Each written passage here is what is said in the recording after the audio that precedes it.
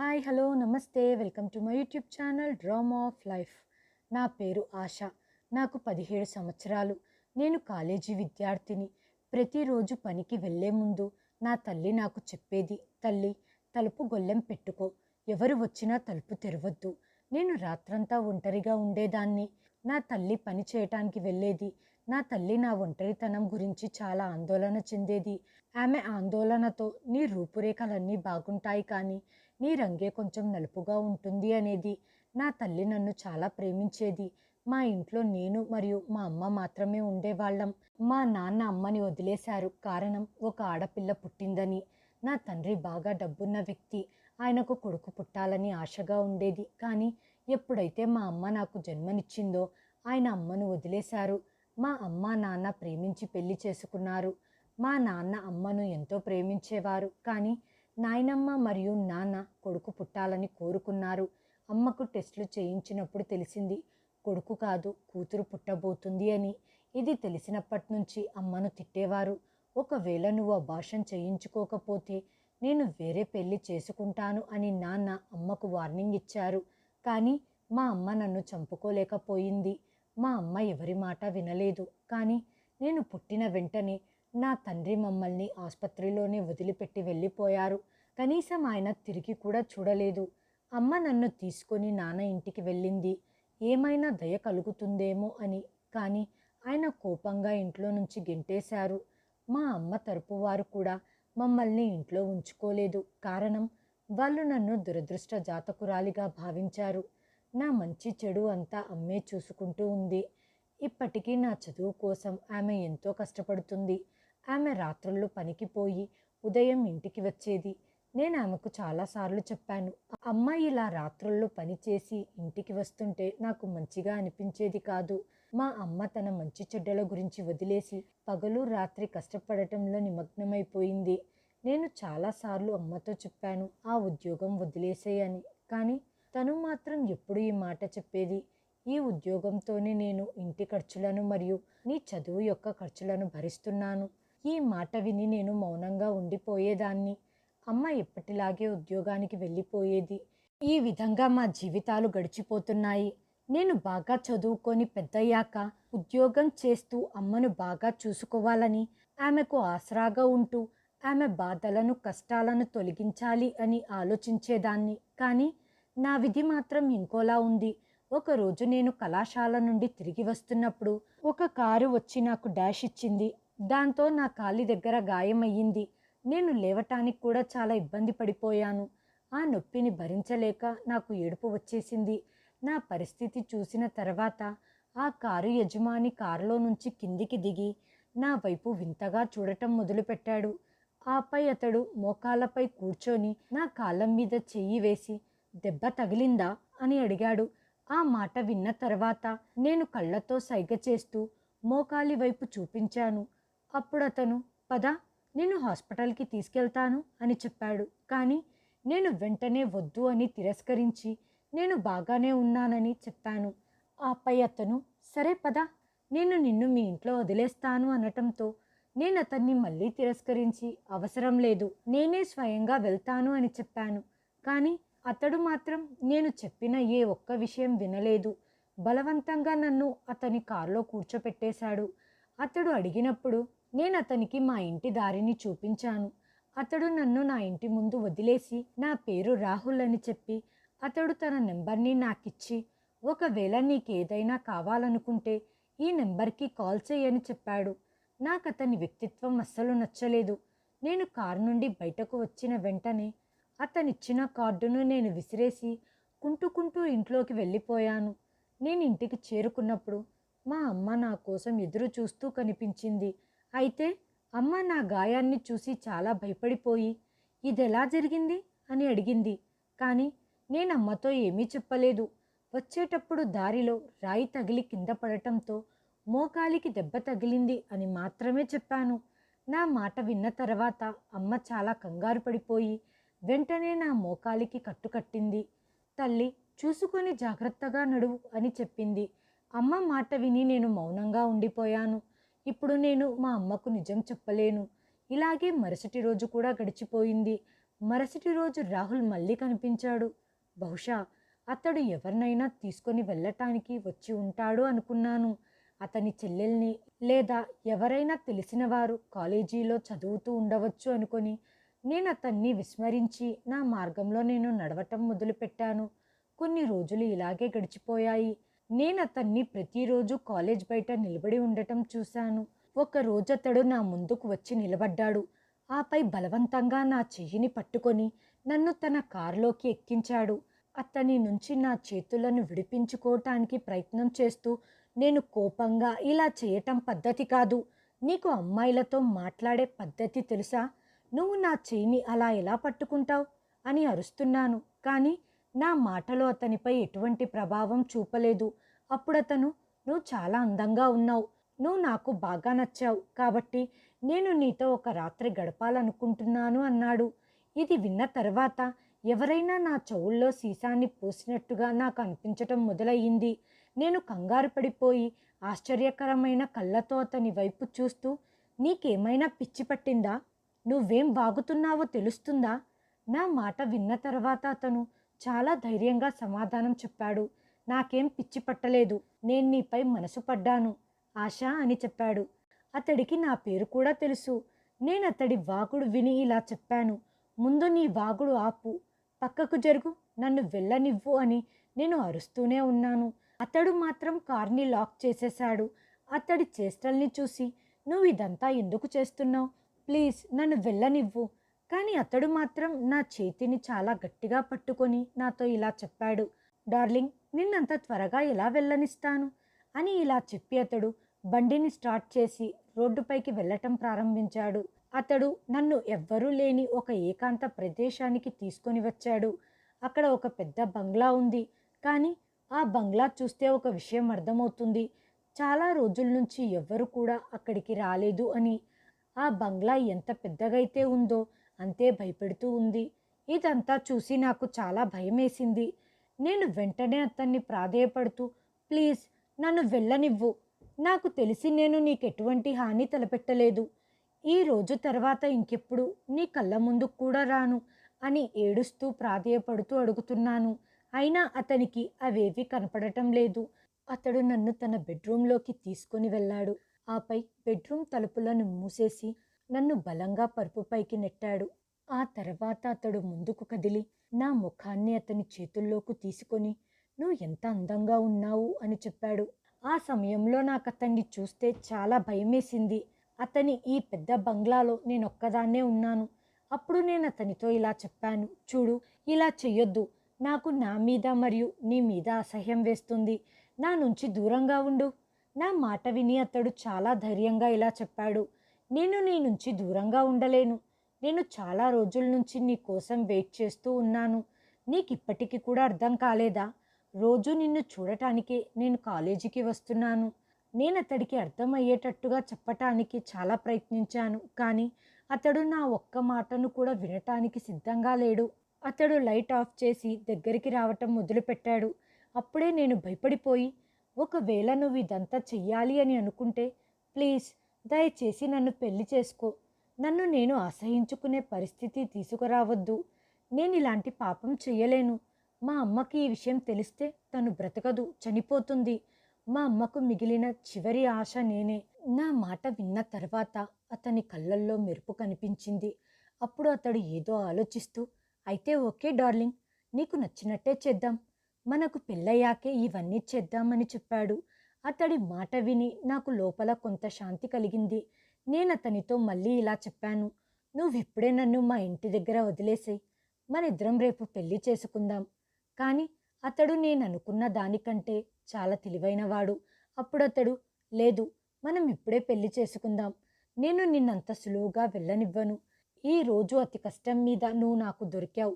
అతడు నా మాటలకు అడ్డు తగలటంతో నేను ఇలా చెప్పాను, ప్లీజ్ నన్ను ఇప్పుడు వెళ్ళనివ్వు, అమ్మ నా కోసం ఎదురు చూస్తూ ఉంటుంది, నేను లేకుంటే ఆమె ఆహారం కూడా తినదు, నేను మా అమ్మకు ఇంత పెద్ద దుఃఖాన్ని ఇవ్వాలి అని అనుకోవటం లేదు. అతడు అతడి మాటలకు కట్టుబడి ఇలా చెప్పటం మొదలుపెట్టాడు, ఒకవేళ నువ్వు ఈ పాపం చెయ్యకూడదు అనుకుంటే నువ్వు నన్ను ఇప్పుడే పెళ్లి చేసుకో, లేకుంటే నేను కోరుకున్నదే చేస్తాను అని అతను బెదిరించటంతో నేను భయపడిపోయాను. నాకు తెలుసు అతడు ఏదైనా చేయగలుగుతాడు కాబట్టి నేను అతన్ని అక్కడే పెళ్లి చేసుకోవటానికి నిర్ణయించుకున్నాను. గుడికి రాగానే నాకు ఇలా అనిపించింది, అతడు ముందుగానే ఇవన్నీ ప్లాన్ చేసుకున్నాడు అని. ఎందుకంటే గుడి అందంగా పూలతో డెకరేట్ చేసి ఉంచాడు. ఇంతకు ముందు నేనెప్పుడు ఆ గుడిలో ఇంతగా డెకరేట్ చేసింది చూడలేదు. కానీ సడన్గా ఈరోజు మాత్రం ఇంతగా డెకరేట్ చేసి ఉంది ఎందుకు? ఈ విషయమే నన్ను చాలా కన్ఫ్యూజ్ చేస్తుంది. ఒక్క గంటలో నా జీవితమే మారిపోయింది. నా పెళ్లి రాహుల్తో జరిగిపోయింది. మా అమ్మను మోసం చేస్తున్నందుకు నాకు చాలా బాధగా అనిపిస్తుంది. ఈ పని వల్ల నా తల్లి గుండె చాలా బాధపడుతుంది. కానీ నేను కూడా నిస్సహాయ పరిస్థితులలో ఉన్నాను. నేను ఒకవేళ అతన్ని పెళ్లి చేసుకోకపోతే, అతడు అతని కోరికను పూర్తి చేసుకుంటే బహుశా మా అమ్మ చనిపోతుంది. దీనికన్నా నేను అతడిని పెళ్లి చేసుకొని అతని కోరికను పూర్తి చేయటం మంచిది అనిపించింది. కానీ ఆ వ్యక్తి నన్ను కారుతో గుద్దిన ఆ క్షణం నుంచి నాకు ఆందోళన మొదలయ్యింది. నేను అతనికి బాగా నచ్చాను. పెళ్లి కార్యక్రమాలన్నీ పూర్తయ్యాక రాహుల్ నాతో ఇలా చెప్పాడు, పద, నేను నిన్ను మీ ఇంట్లో డ్రాప్ చేస్తాను. అతని మాట విన్న వెంటనే నేను కఠినంగా ఇలా చెప్పాను, ఏం అవసరం లేదు, నేనే స్వయంగా వెళ్ళిపోతాను. మా అమ్మ నన్ను నీతో పాటు చూస్తే ఏమని ఆలోచిస్తుందో నాకు తెలియదు. నేను మా అమ్మని ఇంకా టెన్షన్ పెట్టాలి అని అనుకోవటం లేదు. నా మాట విన్న అతను ఏమీ పట్టనట్టుగా, నేను టెన్షన్ ఇవ్వట్లేదు, మీ అమ్మకి ఇదైతే సంతోషించాల్సిన విషయం. తను ఎటువంటి శ్రమ పడకుండగా కూర్చున్న చోటే ఒక హ్యాండ్సమ్ మరియు గొప్ప ధనవంతుడైన అల్లుడు దొరికేశాడు. అతడి మాటలు విని నేను కోపంతో అతనితో ఇలా అన్నాను, నేను నా తల్లికి ఎటువంటి సంతోషకరమైన వార్తను వినిపించాలనుకోవటం లేదు. మా అమ్మకి ఈ విషయం గురించి ఏమీ తెలియకూడదు. మీరు ముందు ఇది గుర్తుంచుకోండి, కేవలం ఒక్క రాత్రి కోసమే మీరు నన్ను పెళ్లి చేసుకున్నారు. ఆ ఒక్క రాత్రి తర్వాత మీ దారి మీది, నా దారి నాది. నా మాట విన్న తర్వాత అతను కాసేపు మౌనంగా నిలబడిపోయి ఏదో ఆలోచిస్తూ ఉన్నాడు. ఇప్పుడు నేను అక్కడ ఒక్క నిమిషం కూడా ఉండాలి అని అనుకోవటం లేదు. వీలైనంత త్వరగా ఇంటికి వెళ్ళిపోవాలి అని కోరుకున్నాను. రాహుల్ బలవంతంగా నన్ను తన కారులో కూర్చోపెట్టుకొని ఇంటి దగ్గర వదిలాడు. ఆ సమయంలో అమ్మ నన్ను వెతకటానికి బయటికి వెళ్ళబోతుంది. ఎందుకంటే నేను ఈరోజు చాలా ఆలస్యంగా వచ్చాను. అప్పుడు అమ్మ నేను రాహుల్ కారులో నుంచి కిందికి దిగటం చూసింది. ఏడుపు కారణంగా నా కళ్ళు ఎర్రగా వాచిపోయాయి. నేను పరిగెత్తుకుంటూ అమ్మ దగ్గరికి వెళ్ళి ఏడుస్తూ అమ్మను కౌగిలించుకున్నాను. నేను ఇలా ఏడవటం చూసి అమ్మ కంగారు పడిపోయి ఇలా అడిగింది, ఏమైంది ఆశ, ఎందుకు ఏడుస్తున్నావు? ఈ మాట విని నేను నా కన్నీళ్లను తుడుచుకుంటూ, నేను కింద పడిపోయాను. అతడి కార్ వల్లనే నాకు యాక్సిడెంట్ అయ్యింది. అప్పుడే అతను నన్ను మన ఇంటి దగ్గర వదిలిపెట్టాడు అనటంతో అమ్మ నన్ను ఇంట్లోకి తీసుకొని వెళ్ళింది. ఇలా ఈ విధంగా ఆ రోజంతా గడిచిపోయింది. రాత్రయ్యింది. నాలో టెన్షన్ మొదలయ్యింది. రాహుల్ ఇంటికి వస్తాడేమో అన్న భయం నన్ను వెంటాడుతూ ఉంది. అప్పుడు నేను మా అమ్మతో, అమ్మ ప్లీజ్, ఈరోజు రాత్రి నువ్వు పనికి వెళ్ళొద్దు, ఎందుకో తెలియటం లేదు, నాకు చాలా భయం వేస్తుంది అని చెప్పాను. నేను చెప్పటంతో అమ్మ ఆ రోజు నా కోసం ఉండిపోయింది. ఆమె తన పని కోసం వెళ్ళలేదు. నాలో విపరీతమైన టెన్షన్ మొదలైంది. రాహుల్ ఈరోజు రాకూడదు అని నేను కోరుకున్నాను. నేను అతడి దగ్గరికి వెళ్ళాలి అని అనుకోవటం లేదు. నాకు ఆ వ్యక్తి చాలా దుర్మార్గుడిలా కనిపిస్తున్నాడు. కానీ ఇప్పుడు అదే జరిగింది. ఆ దేవుడు నా మొర ఆలకించాడు. రాహుల్ ఈరోజు రాత్రి రాలేదు. ఆ రోజు రాత్రి నేను మనశ్శాంతిగా పడుకున్నాను. మరుసటి రోజు నేను కాలేజ్కి కూడా వెళ్ళలేదు. రోజంతా ఇంట్లోనే ఉన్నాను. కానీ రాత్రి అమ్మ పనికి వెళ్ళింది. ఈరోజు కూడా నేను అమ్మను వెళ్ళనివ్వకూడదు అని ఆపే ప్రయత్నం చేశాను. కానీ అమ్మ మాత్రం ఈరోజు ఉండలేదు. చీకటి పడుతుంది. అమ్మ వెళ్ళి గంటవుతుంది. అప్పుడే నాకు ఎవరో తలుపు తట్టిన శబ్దం వినిపించింది.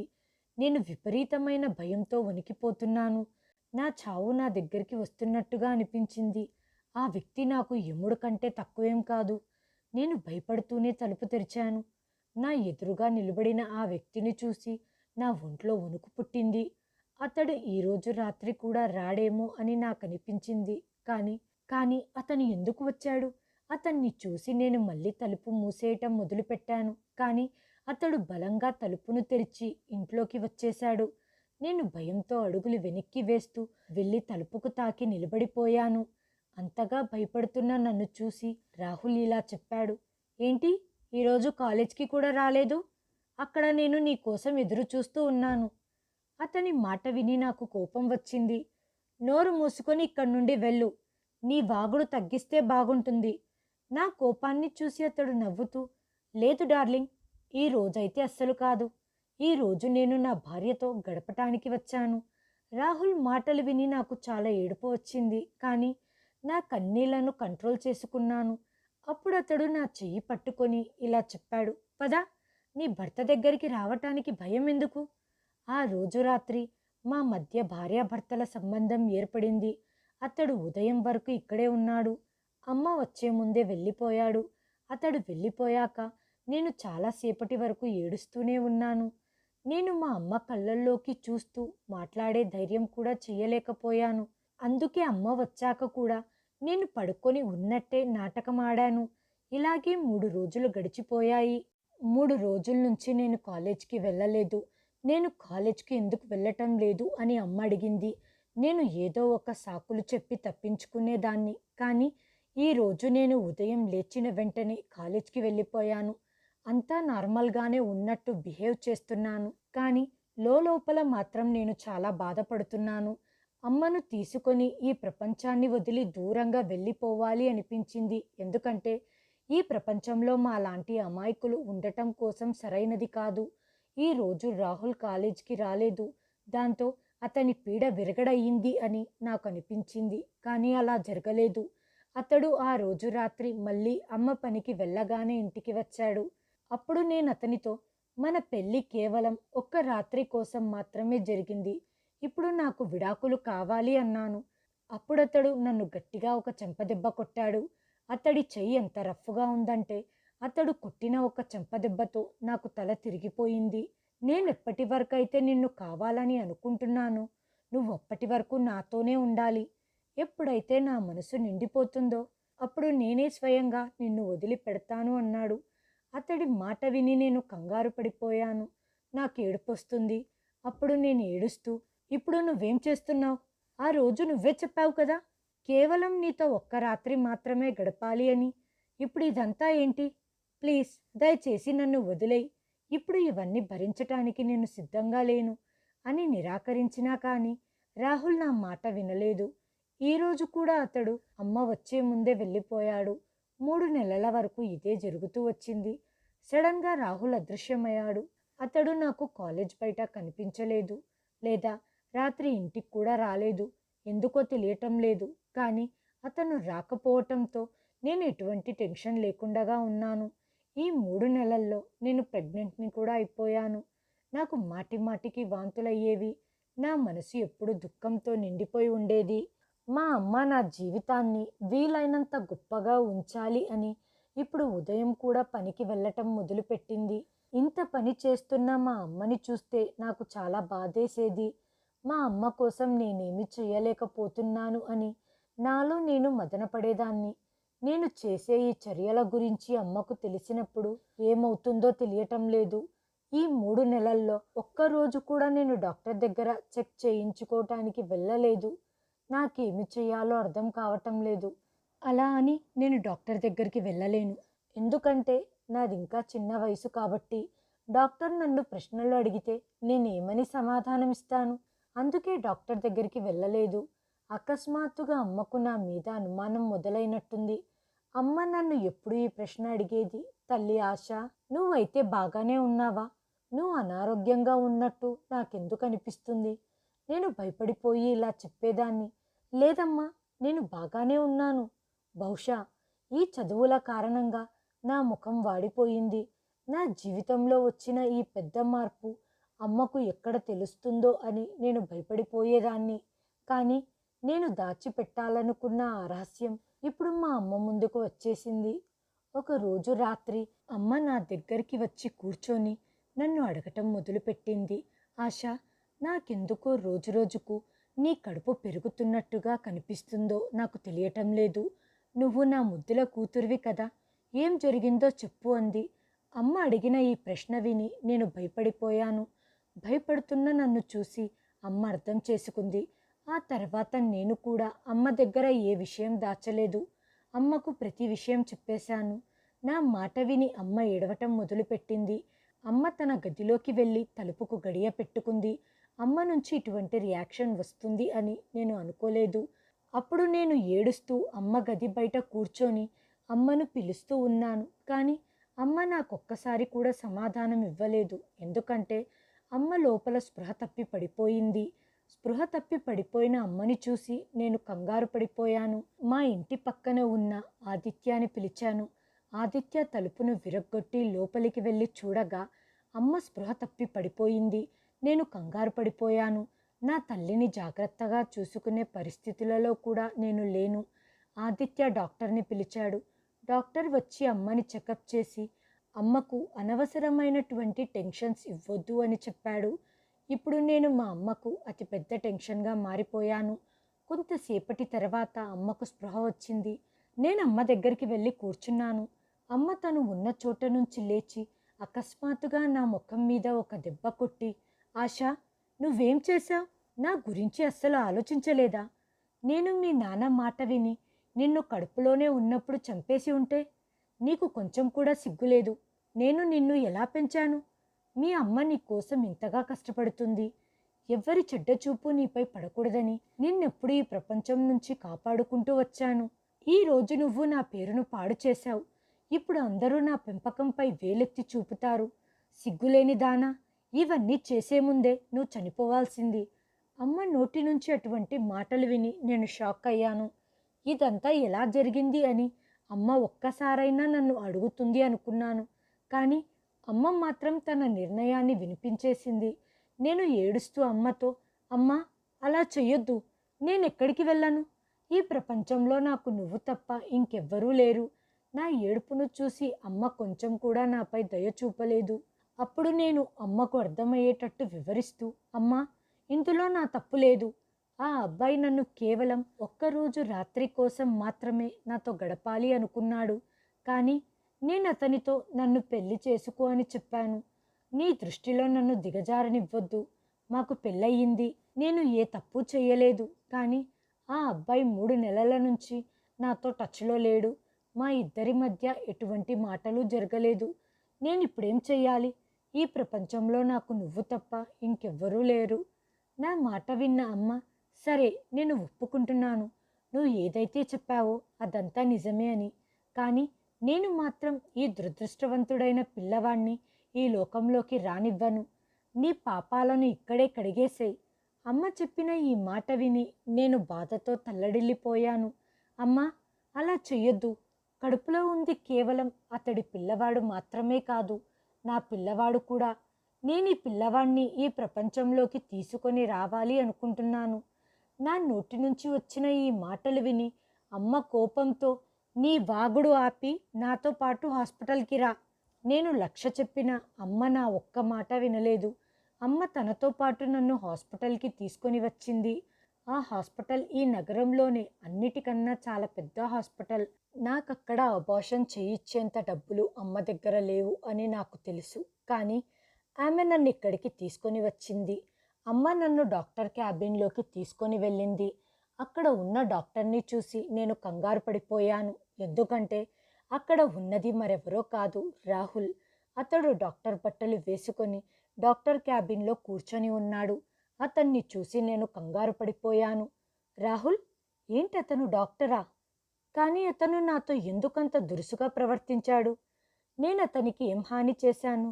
డాక్టర్లైతే ప్రజల ప్రాణాలను రక్షిస్తారు, కానీ అతడు మాత్రం రాక్షసుడు. అతడు నన్ను చూసి కూడా ఎవరో తెలియనట్టుగా పట్టించుకోలేదు. నేనేమైనా అంత త్వరగా మరిచిపోయే వస్తువునా? అతడు నాతో చేసినవన్నీ మర్చిపోయాడా? అమ్మ రాహుల్ వైపు చూస్తూ, మేము అబార్షన్ చేయించాలనుకుంటున్నాము అని చెప్పింది. ఈ మాట విని రాహుల్ చాలా కంగారు పడిపోయి నా వైపు చూస్తూ ఉన్నాడు. నేను కూడా ఇదే కోరుకున్నాను అన్నట్టుగా ఈ బిడ్డ ఈ లోకంలోకి రాకూడదు అని రియాక్ట్ అయి అతనితో చాలా దురుసుగా ప్రవర్తించాను. అప్పుడు అతడు వెంటనే వద్దు అని నిరాకరించి అమ్మతో ఇలా చెప్పాడు, సారీ, మేము ఇటువంటి పని ఇక్కడ చెయ్యము అని. అతని మాటలు విని అమ్మకు అతనిపై చాలా కోపం వచ్చింది. రాహుల్పై అమ్మ గట్టిగా అడుస్తూ, ఎందుకు చెయ్యలేవు? మేము బయట రిసెప్షన్లో అడిగినప్పుడు ఇక్కడ ఈ పని చేస్తాము అని చెప్పారు. మీరు మీ ఫీజు గురించి ఆందోళన చెందుతున్నట్టున్నారు. ఎన్ని డబ్బులైనా పర్వాలేదు, నేను ఇవ్వటానికి రెడీగా ఉన్నాను అన్న అమ్మ మాట విన్న రాహుల్ తన స్థానంలో నుండి లేచి నా చెయ్యిని గట్టిగా పట్టుకొని నన్ను ఆపరేషన్ థియేటర్లోకి తీసుకెళ్లాడు. అమ్మ లోపలికి వస్తుంటే వద్దు అని నిరాకరించాడు. రాహుల్ అలా నా చెయ్యిని పట్టుకోగానే నాకు చాలా కోపం వచ్చింది. అప్పుడు నేను అతనిపై కోపంగా అరుస్తూ, నా చెయ్యి వదులు అని అతన్ని నా నుంచి దూరంగా నెట్టేసి నా చేతిని విడిపించుకున్నాను. నేను రాహుల్కు భయపడటం లేదన్నట్టుగా అతని ముందు ప్రవర్తిస్తున్నాను. నా ధైర్యాన్ని చూసి అతడు కూడా ఒక్క క్షణం ఆశ్చర్యపోయాడు. ఆ తర్వాత అతను చెప్పిన మాటలు నన్ను చాలా బాధపెట్టాయి. అతను మా అమ్మను ఏమైనా చేస్తానని బెదిరించాడు. ఇది విని నా మనసు భయంతో వణికిపోయింది. ఒకవేళ నేను పుట్టబోయే బిడ్డకు ఏమైనా నష్టం కలిగిస్తే నన్ను మా అమ్మను చంపేస్తానని బెదిరించాడు. అతని బెదిరింపులు విని నేను మౌనంగా ఉండిపోయాను. నేను ఆపరేషన్ థియేటర్ నుంచి బయటికి వచ్చి మా అమ్మ చెయ్యి పట్టుకొని, అమ్మ, నాకు అబార్షన్ చేయించుకోవాలని లేదు, పద వెళ్దాం అని అమ్మను తీసుకొని ఇంటికి వచ్చేశాను. మరుసటి రోజు నా ఇంటికి రకరకాల వస్తువులు పంపించాడు. ఆ సమయంలో అమ్మ ఇంట్లో లేదు. అతను ఇంటికి అనేక దుస్తులు, పండ్లు, ఫలాలు మరియు మొబైల్ సిమ్ కూడా పంపించాడు. దాంట్లో ఒకే ఒక్క నెంబర్ ఉంది. ఆ నెంబర్కి నేను ఫోన్ చేశాను. రాహుల్ ఫోన్ లిఫ్ట్ చేశాడు. అప్పుడు నేను అతన్ని అడిగాను, ఇవన్నీ ఎందుకు పంపించావు అని. అప్పుడు రాహుల్ నాతో, నీ కోసం కాదు, నా పిల్లవాడి కోసం మరియు వాడి తల్లి కోసం. నా కొడుకు మంచి వాతావరణంలో ఎటువంటి లోటు లేకుండా పుట్టాలి అని నేను కోరుకుంటున్నాను అన్నాడు. నేను నిన్ను కొద్ది రోజుల్లో వేరే స్థలానికి మారుస్తాను. నిన్ను చూసుకోవటానికి పని మనిషిని కూడా పెడతాను అన్నాడు. అతని మాటలు విని నాకు కోపం వచ్చింది. నాకు వీటన్నిటి అవసరం లేదు. నేను ఎక్కడికైనా వెళ్ళి అబార్షన్ చేయించుకుంటాను. నా కడుపులో పిల్లవాడు ఉండడు. నీకింత ఖర్చు కూడా అవ్వదు అన్నాను. అతను కోపంగా, నా కొడుకు ఈ లోకంలోకి వస్తాడు, వాడిని రాకుండగా నువ్వు ఆపలేవు అన్నాడు. నాకు అతనితో వాదించటం ఇష్టం లేదు. అందుకే ఫోన్ కట్ చేసేశాను. అదే రాత్రి నేను అమ్మకు నిజం చెప్పేశాను. నా కడుపులో ఉన్న బిడ్డకు తండ్రి రాహుల్ అని. ఇది విని అమ్మ కొద్ది క్షణాలు ఆశ్చర్యంగా మౌనంగా ఉండిపోయింది. అతనితో చెప్పు, నిన్ను పద్ధతి ప్రకారం పెళ్లి చేసుకొని భార్యగా స్థానాన్నిచ్చి గౌరవంగా ఇక్కడి నుంచి తీసుకొని వెళ్ళమను అన్నారు. అమ్మ మాట విని నేను ఆశ్చర్యపోయాను. ఇదే విషయాన్ని రాహుల్కి చెప్పాను. మరుసటి రోజు రాహుల్ మా ఇంటికి వచ్చాడు. అమ్మతో కూర్చొని మాట్లాడాడు. నీకు ఆ పిల్లవాడు కావాలంటే అందరి ముందు నా కూతుర్ని పెళ్లి చేసుకో, ఆ కొడుకును స్వీకరించు. ఇది విని రాహుల్, సరే, నేను మీ అమ్మాయిని పెళ్లి చేసుకుంటాను మరియు ఆ సంతానాన్ని కూడా స్వీకరిస్తాను. ఆమెకు పుట్టబోయేది అబ్బాయో అమ్మాయో అనే తేడా లేకుండగా వాళ్ళను నువ్వు స్వీకరించాలి అనింది అమ్మ. రాహుల్ ఎటువంటి సంకోచం లేకుండగా సరే అన్నాడు. అయితే రేపే మీ వాళ్ళను పిలుచుకొని రండి. అప్పుడు మంచి ముహూర్తం చూసి ఈ సమాజం ముందు నా కూతుర్ని భార్యగా స్వీకరించి గౌరవంగా మీ ఇంటికి తీసుకెళ్ళు అంది. తర్వాత రాహుల్ అమ్మతో చెప్పిన విషయం విని నాకు చాలా ఆశ్చర్యం వేసింది. మా ఇంటి నుంచి ఎవ్వరూ రారు, కానీ నేను గౌరవంగా ఆశాని నా భార్యగా మా ఇంటికి తీసుకెళ్తాను. అమ్మ అతడి ఈ మాటను అంగీకరించింది. ఎందుకంటే అమ్మకు తెలుసు నేను ఈ పిల్లవాడికి జన్మనివ్వాలనుకుంటున్నాను అని. ఆమె నా ఆనందం కోసం ఒప్పుకుంది. నేను అన్ని విషయాలు తలుపు పక్కన దాక్కొని వింటున్నాను. రాహుల్ పెళ్లి రోజు కూడా ఫిక్స్ చేశాడు. మెల్లగా నా మనసు కుదుటపడింది. నా పెళ్లి గురించి ఆలోచించి సంతోషపడ్డాను. ఒక వారం గడిచింది. నా పెళ్లి రోజు కూడా వచ్చేసింది. ఈ వారం రోజులు నేను చాలా సంతోషంగా ఉన్నాను. ఎందుకంటే మా అమ్మ కూడా ఆనందంగా ఉంది. నేను పార్లర్కి వెళ్ళి రెడీ అయ్యాను. రాహుల్ దీనికి ఏర్పాట్లు చేశాడు. నేను ఇంటికి చేరుకున్నాను. కానీ అప్పటికే రావాల్సిన పెళ్లి ఊరేగింపు రాలేదు. నాలో ఆందోళన పెరిగిపోతుంది. రాహుల్ ఏమైనా మాట మార్చాడా అనిపించింది. అమ్మ కూడా ఒత్తిడిలో ఉంది. చుట్టుపక్కల వాళ్ళు మరియు బంధువులు వచ్చేశారు. ఆయన గురించి ఏమైనా చెప్తారేమోనని టెన్షన్గా ఉంది. కానీ నాకు వీళ్ళ మాటలు పడి పడి అలవాటైపోయింది. 15 నిమిషాల తర్వాత రాహుల్ ఊరేగింపుతో వచ్చాడు మరియు మా పెళ్లి జరిగిపోయింది. అప్పగింతలప్పుడు అమ్మను కౌగిలించుకొని నేను చాలా ఏడ్చాను. రాహుల్ సమాజం ముందు గౌరవంగా నన్ను స్వీకరించి వాళ్ళ ఇంటికి తీసుకెళ్ళాడు. నేను వాళ్ళ ఇంటికి వెళ్ళినప్పుడు కొత్త ప్రదేశానికి వెళ్ళినట్టు నాకు అస్సలు అనిపించలేదు. ఆ ప్రదేశమంతా పరిచయం ఉన్నట్లుగా అనిపించింది. ఆ ఇల్లు చాలా అందంగా మరియు పెద్దగా ఉంది. రాహుల్ ముందే అన్ని చెప్పి ఏర్పాట్లు చేసినట్లు నాకు గొప్పగా స్వాగతం అందింది. నేను చాలా ఆనందించాను. రాహుల్ తన కుటుంబ సభ్యులందరితో నాకు పరిచయం చేశాడు. వాళ్ళతో నేను చూపు కలపలేకపోయాను. నన్ను రాహుల్ గదిలోకి తీసుకొని వెళ్ళి కూర్చోపెట్టారు. 10 నిమిషాల తర్వాత రాహుల్ గదిలోకి వచ్చాడు. అతడు తలుపు మూసి నా దగ్గరికి వచ్చి కూర్చున్నాడు. నా వైపు చూస్తూ నీతో ఒక ముఖ్యమైన విషయం మాట్లాడాలి అన్నాడు. ఏంటి ఆ విషయం అని ఆతృతగా అడిగాను. రాహుల్ తన గురించి మరియు తన కుటుంబం గురించి నిజాలు చెప్పాడు. అతని మాటలు విని అతను నాకు చేసిన ద్రోహం తెలిసింది. అతను చేసిన ద్రోహానికి వాళ్ళ మధ్య ఒక్క నిమిషం కూడా ఉండకూడదు అనిపించింది. నాకు మా అమ్మ చాలా గుర్తొచ్చింది. రాహుల్ చెప్పిందేంటంటే వాళ్ళ రాజంకుల్ నా తండ్రి అని చెప్పాడు. ఆయన రాహుల్ తండ్రి యొక్క స్నేహితుడు మరియు మా అమ్మకు భర్త. నాకు ఆయన మాటలపై నమ్మకం కలగలేదు. నువ్వు నాతో తమాషా చేస్తున్నావా అన్నాను. లేదు, ఇదంతా నిజం. నేను నీతో అబద్ధం చెప్పట్లేదు. నీకు అబద్ధం చెప్పాల్సిన అవసరం నాకు లేదు. నీతో ఇంతవరకు ఏదైతే జరిగిందో, నేను ఏదైతే చేశానో ఇదంతా నా ప్లాన్. నేను నీకు రాధిక ఆంటీకి న్యాయం జరగాలి అనుకున్నాను. నిన్ను ఆంటీని ఇంట్లో నుంచి పంపించిన తర్వాత అంకుల్ ఇంకో పెళ్లి చేసుకున్నారు. ఈ పెళ్లి చేసుకోవటం ఆయనకిష్టం లేదు. కానీ మీ నాయనమ్మ ఒత్తిడి చేయటం వల్ల ఆయన చేసుకోవాల్సి వచ్చింది. తర్వాత కొద్ది రోజులకి ఆయనకు తెలిసింది జీవితంలో చాలా పెద్ద తప్పు చేశాను అని. ఆయనను పెళ్లి చేసుకున్న మహిళ కేవలం ఆయన డబ్బు చూసి మాత్రమే పెళ్లి చేసుకుంది. ఆమె వెంటనే ఆస్తిలో 25% భరణంగా తీసుకొని విడాకులిచ్చింది. ఇది జరగటంతో ఆయన డిప్రెషన్లోకి వెళ్ళిపోయారు. ఆయన నిన్ను ఆంటీని చాలా తలుచుకునేవారు. ఆయన మీకోసం ఏడవటం నేను నా కళ్ళారా చూశాను. నిన్ను ఆంటీని మళ్ళీ ఇంటికి తీసుకొని రావాలి అని అప్పుడే నిర్ధారించుకున్నాను.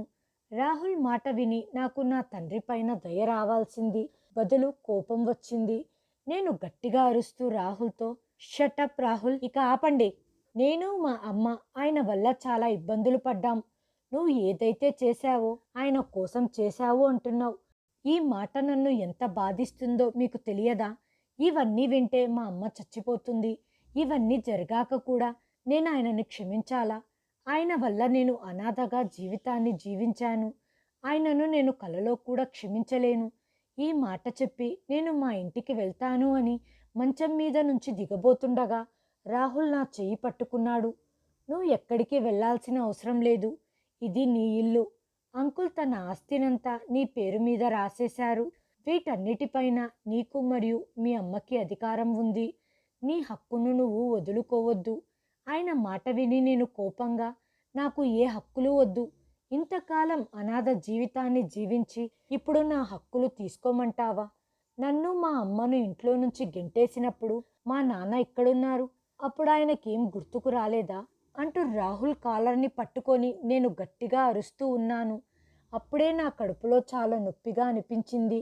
అతని కాలర్ వదిలి మంచం మీద చేతులు పెట్టి గట్టిగా కేకలు వేస్తూ స్పృహ తప్పిపోయాను. నేను స్పృహలోకి వచ్చినప్పుడు అందరూ మా గదిలోనే ఉన్నారు. రాహుల్ వాళ్ళ అమ్మా నాన్న, మా నాన్న. అప్పుడే నేను రాహుల్తో అడిగాను, నా కడుపులో ఉన్న బిడ్డ ఎలా ఉంది అని. అప్పుడు నాకు అనిపించింది ఈ ప్రపంచంలో తల్లికి తన బిడ్డ కంటే మించింది ఏదీ ఉండదు అని. నాకప్పుడు తెలిసింది మా అమ్మ నన్ను ఎందుకు అంతగా ప్రేమిస్తుందో. బిడ్డను కోల్పోతానేమో అన్న భయం నాలో ఆందోళన పెంచుతుంది. చెప్పండి, నా బిడ్డ ఎలా ఉన్నాడు అన్నాను. అంతా బాగానే ఉన్నారు. నువ్వు నీ కడుపులో ఉన్న బిడ్డ ఇద్దరు క్షేమంగా ఉన్నారు. డాక్టర్ చెప్పారు నువ్వు ఎక్కువగా ఆలోచించకూడదు మరియు బాగా రెస్ట్ తీసుకోవాలి అన్నారు. అప్పుడు నేను ఏడుస్తూ రాహుల్తో, నేను మా అమ్మ దగ్గరికి వెళ్ళిపోవాలనుకుంటున్నాను. దయచేసి నన్ను ఇంటికి పంపించండి అన్నాను. ఆశా ప్లీజ్, ఇప్పుడు నువ్వు రెస్ట్ తీసుకో. ఆ విషయం మళ్ళీ మాట్లాడుకుందాం అని అంటుండగానే నాన్న మాటలు నా చెవిలో పడ్డాయి. నువ్వు ఇక్కడి నుంచి వెళ్ళు. నేను ఆశతో మాట్లాడాలి అన్నారు. నాన్న ఒక్క మాట చెప్పటంతో రాహుల్ గది నుంచి బయటికి వెళ్ళిపోయాడు. అప్పుడే నాన్న నా దగ్గరికి వచ్చి కూర్చొని నన్ను చాలాసార్లు క్షమించమని అడిగారు. ఆయన చేసిన తప్పుల్ని ఒప్పుకున్నారు. ఆయన ఏడుస్తూ అన్నిసార్లు క్షమించమని కోరటంతో నా మనసు కూడా కరిగిపోయింది. నేను ఆయనను క్షమించేశాను. తర్వాత నేను అమ్మను కూడా ఒప్పించాను. ఆమె కూడా నాన్నను క్షమించేసింది. 6 నెలల తర్వాత నాకు కూతురు పుట్టింది. దానితో నా కుటుంబం అంతా ఆనంద సాగరంలో మునిగిపోయింది. నాన్నకు కొత్త జీవితం దొరికినట్లుగా అనిపించింది. నాన్న నా కూతుర్ని చాలా ప్రేమించేవారు. నా కూతురు ఎప్పుడూ తన తాతయ్యతోనే ఉండేది. ఆయనతోనే ఆడుకునేది. నా కూతుర్ని చూసి నాన్న, మళ్ళీ నాకు కూతురు దొరికింది, నేను మళ్ళీ యవ్వనంగా అయిపోయాను అనేవారు. నాకు ఆయనను చూసినప్పుడల్లా అనిపిస్తుంది, ఇతను అతనేనా, నన్ను ఇంట్లో నుంచి గెంటేసిన వ్యక్తేనా అని. రాహుల్ కూడా తన కూతుర్ని చాలా ప్రేమించేవాడు. నాకు కూతురు పుట్టినప్పుడు భయంగా ఉండేది, రాహుల్ వాళ్ళ కుటుంబం నాతో ఏ విధంగా వ్యవహరిస్తారో అని. కానీ ఇప్పుడు నా జీవితం ప్రశాంతంగా ఉంది. నేను ఊహించిన దానికంటే నా జీవితం చాలా బాగుంది. రాహుల్ తన కూతుర్ని చూసి ఆనందంగా, ఆడపిల్లలు మనకు బరువు కాదు, ఇది కేవలం కొంతమంది అపోహ మాత్రమే. దేవుడు ఎప్పుడైతే మనతో సంతోషిస్తాడో అప్పుడు ఆశీర్వదిస్తూ అమ్మాయిని ప్రసాదిస్తాడు. అంటే అమ్మాయి ఆ దేవుణ్ణి ఆశీర్వాదం అని. అతని మాటలు విన్నప్పుడు నేను చాలా సంతోషించేదాన్ని. ఏది ఏమైనా నా జీవితం చాలా ఆనందంగా ఉంది. ప్రతి చీకటి తర్వాత వెలుగు ఉంటుంది అంటారు. నా జీవితంలో అదే జరిగింది. హాయ్ ఫ్రెండ్స్, ఈ వీడియోని చివరి వరకు చూసినందుకు ధన్యవాదాలు. ప్లీజ్ సబ్స్క్రైబ్ చేయండి, లైక్ చేయండి, షేర్ చేయండి, కామెంట్ చేయండి. Thanks for watching.